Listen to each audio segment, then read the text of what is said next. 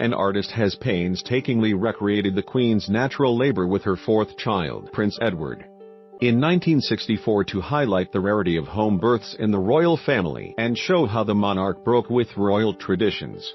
As part of a series entitled Birth Undisturbed, British fine art photographer Natalie Lennard used a period set and actors to reenact how the Queen insisted on being awake during the birth of Edward.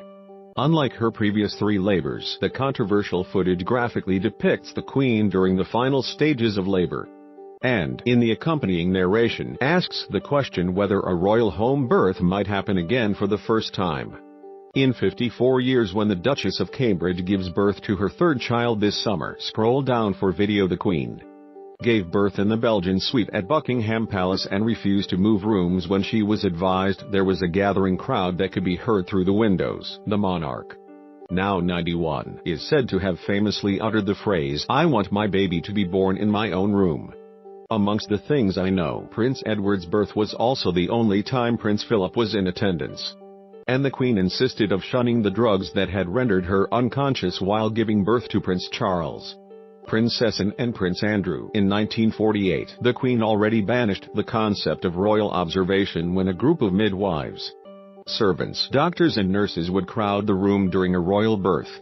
Lennard says reenacting the scene took months. She explains to Mail Online, "First I needed to find a room that looked like the Belgian Suite where the Queen actually birthed, a similar bed with wall-mounted canopy and green tones. I chose the Chinese dressing room of Belvoir Castle in Lincolnshire.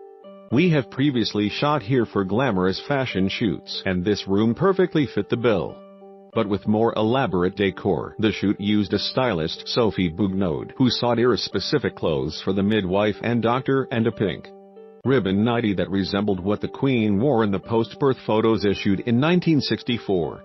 The artist gathered vintage props from flea markets, including a stainless steel trolley, forceps, first aid tins and a midwife's Gladstone bag, and used terry towel nappies, towels and flannels to recreate the scene accurately. And a high-tech baby played Prince Edward. Lennard says, "We used a prosthetic silicone baby commissioned especially for this series by Emmy Award-winning SFX artist Davy Jones, who has previously worked for Coronation Street, Casualty and Doctor Who.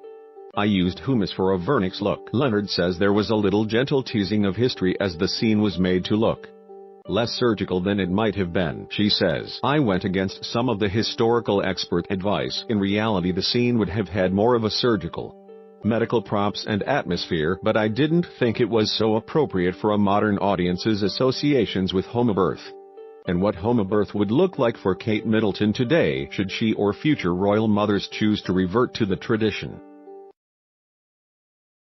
Tell me where the freak's at.